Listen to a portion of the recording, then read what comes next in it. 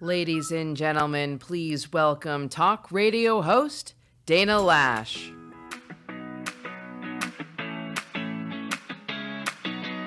Hello. Hi, y'all. You're in Texas. God bless America. Awesome. It is so good to see you guys today. Happy Saturday. Thank y'all for coming down here. Sorry about the heat. Not really. It's a dry heat. Isn't that what they say? So, first off, good to be with you. I'm Dana Loesch. You can hear my show Monday through Friday, 12 to 3 Eastern, and you can stream it through Odyssey. You can find me fighting with people on Twitter. So, we're going to talk a little bit about guns and nukes and jets today. Y'all okay with that? Yeah? Sound good? Let me start with this, though. First off, how many of you out here, how many of you are familiar with Annie Oakley? Everybody's familiar with Annie Oakley.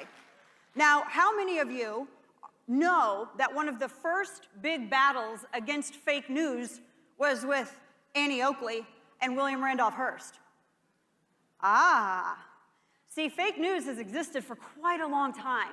In fact, this was in 1903. Annie Oakley was 43 years old. She and her husband, Frank Butler, had retired, lived in New Jersey. She had spent a lifetime in competitive shooting. She was awesome. You all know her history. But William Randolph Hearst, two of his newspapers, printed a story that she was a cocaine-snorting prostitute who robbed a man blind.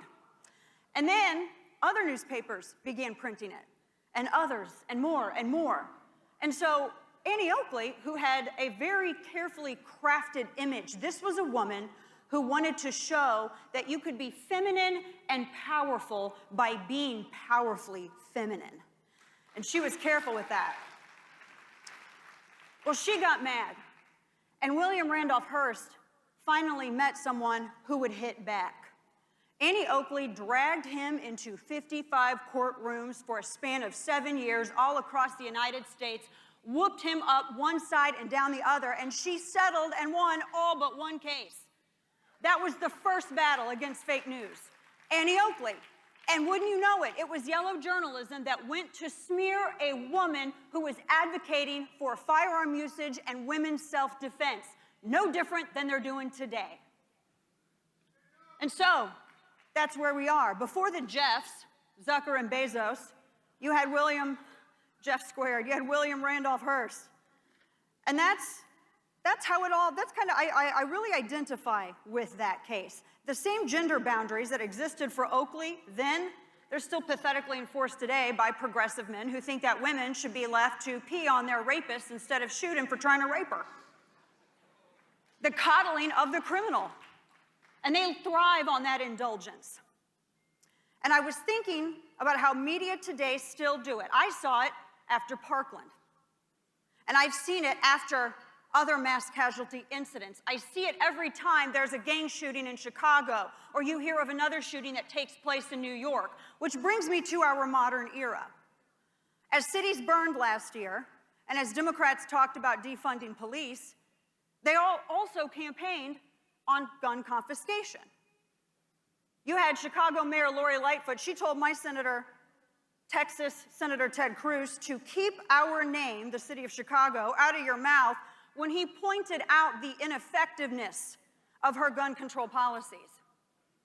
Well, I think Mayor Lightfoot, the mayor who defines her own lockdown to get her hair done, she best keep her hands off our guns and our rights out of her mouth when she's talking about gun control.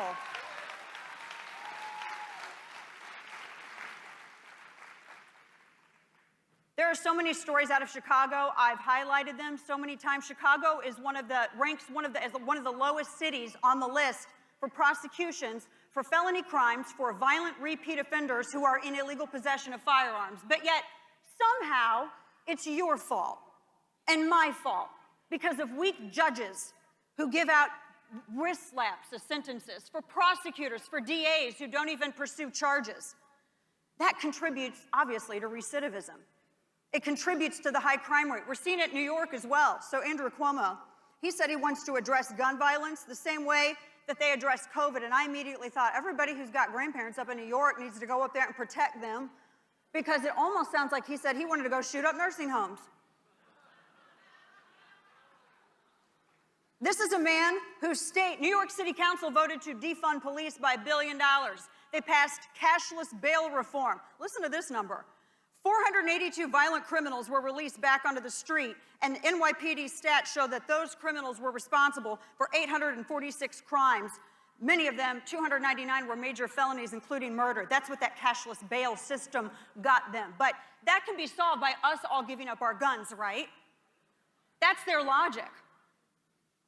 So, who do Democrats like Lori Lightfoot and Andrew Cuomo represent? Rapists and murderers, or the people who want to protect themselves from rapists and murderers? Democrats create this environment of lawlessness because they indulge criminal activity. And we're all supposed to pay the price through assault weapons bans and everything else. So this brings me to one of my favorite topics so far this year, nukes and jets. There's a lot of talk about white privilege in this country, isn't there? A lot. And I can't think of any privilege whiter than that wielded by Hunter Biden. When he is not snorting coke off of Dad's platinum card while he's having his hookers and blow party, falsifying on his 4473, he's busy using straws in legal ways, at least, to spit paint bacteria-looking paintings that he's charging six figures for in what I guess is some kind of money laundering scam. That's white privilege. How dare you guys clap at that? Joe Biden's 50-year-old child, 50-something-year-old baby, precious something 50-year-old baby Hunter Biden. How dare you all? So we heard during the Biden campaign, remember when he told Robert O'Rourke, the appropriating Irishman who plays power chords and dresses like a furry when he's not drunk driving down in El Paso, Texas? You can tell of the loving manner in which I speak of him that my esteem is quite high, my opinion of him. Anyway, here's Wonderwall. So when he said that he was gonna, Beto O'Rourke was gonna take our AR-15s, and Joe Biden said, oh, you're gonna be my gun czar. Well, we're in Texas, and I still have all of my AR-15s. Nobody's taken them.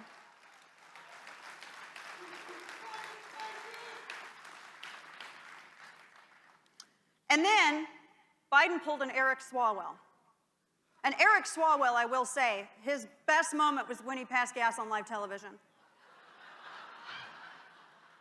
I complimented him. I have nice things to say. He said he did not think, he could not understand why law-abiding, gun-owning Americans wanted to keep our commonly owned firearms. And you remember what he said. He says, quote, if you wanted or if you think you need to have weapons to take on the government, you need F-15s and maybe some nuclear weapons. And then he bastardized Thomas Jefferson's quote, which I wanted to read here. And I think that everyone who's talking about confiscation should listen to it very carefully. Jefferson had said that what country can preserve its liberties if their rulers are not warned from time to time that their people preserve the spirit of resistance?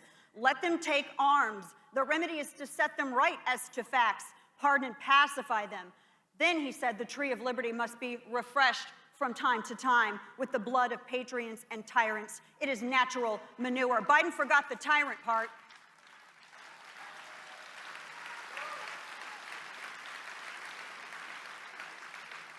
Two things.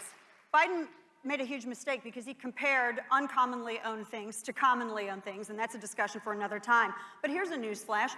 Y'all, what did we just celebrate a week ago? Independence Day, right? A day, our observance of our nation's creation, that was secured by colonists who had weapons of war. They had weapons of war, the same as the Brits. And in fact, they even had better than weapons of war because through the advent of rifling and longer barrels, they developed fast and more accurate firearms, better than what the Brits had. So yes, weapons of war won Independence Day, and I find it so ironic that all of the people who hate weapons of war and think that commonly owned semi-automatic rifles are weapons of war. Here's the other thing. The Second Amendment is not for hunting. I'm not worried about some tyrannical deer breaking through my house and my front door in the middle of the night, are you? Now, I'm not worried about some deer showing up and asking me about my vaccination status. I'm not worried about that. No, right now we have this fight with David Chipman, ATF director. This is who Biden wants to have installed as ATF. This guy's he's a Red Dawn LARPer who lied about cultists shooting down helicopters at the Waco siege. He thinks that law-abiding gun owners think that there's a zombie apocalypse coming. And he also thinks that people should be arrested at gun stores if they fail a background check, which I might have you know, the majority of which are false positives. So, some quick facts, and then I'm going to wrap it up here. First off, there's no such thing as a ghost gun. That's a stupid, illogical, legal manure term. It's legal fiction. There's Undetectable Firearms Act, which was passed in 1988, already stipulates that you cannot make an untraceable gun and sell it. If you're a hobbyist, you can do whatever you want if you're at home, because America. If I want to spend a gob of money and I want to go and either take an 80% lower and drill out a chunk of aluminum and make my own gun, or if I want to get a 3D printer and get, I don't know why I would have a plastic gun, because I've shot them. They've melted pretty much after one shot. Who in the world thinks that gangbangers are committing crimes with this? How many gangbangers do you know that have these drilling presses in their garages that cost 6 figures? And that's honestly, if you want a good drilling press, because I priced them out, because your girl's looking at getting into that.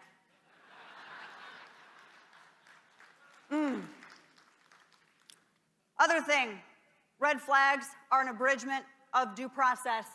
Civil commitments, they're civil commitments without being able to go and defend yourself in a courtroom, without being able to face your accuser before a penalty is rendered. Another thing, there is no such thing as a loophole. Stop referring to criminal acts as loopholes.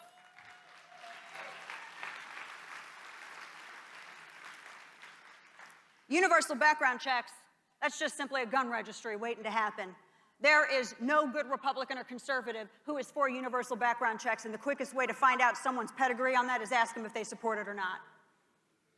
And I'll leave you with this, because we're supposed to be giving you advice on what to do, right? To secure your nation, to keep free. Well, you have to exercise freedom to have freedom. So my first thing to you is buy guns.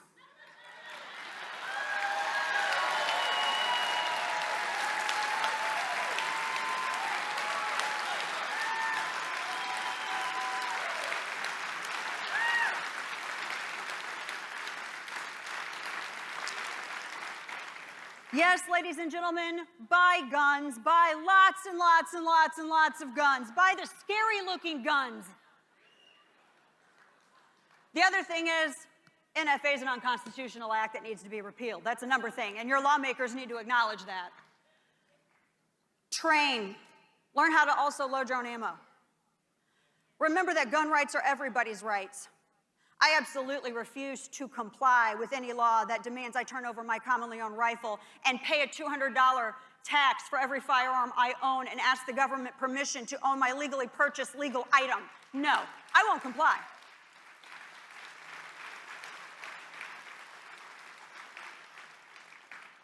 And nobody's going to be taking my AR-15 or anything else I have, because FAFO applies. You can Google that acronym. And last but not least, don't give a single bit of ground, folks. These are your rights. And once these rights are lost, you're not going to be able to claw them back. That has never, ever happened. Remember that more people defend themselves with lawfully owned arms than criminals use them in horrible, malicious ways. Don't be afraid to speak out. And lastly, we have dumped tea in the harbor for less than this. Remember that. God bless you. Thank you so much.